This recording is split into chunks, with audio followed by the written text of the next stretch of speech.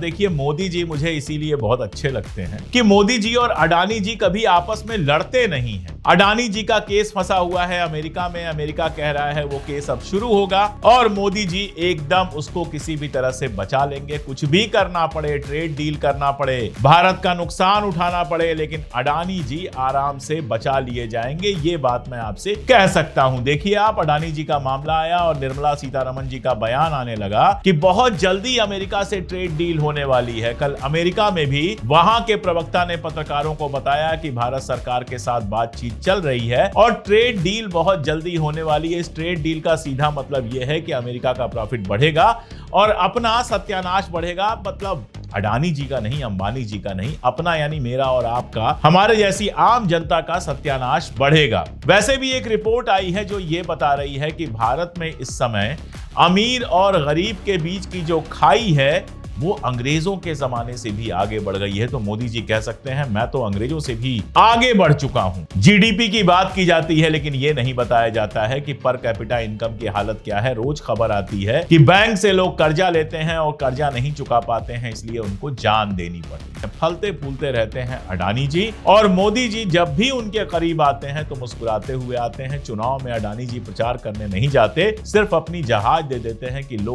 घूमो और चुनाव प्रचार करो।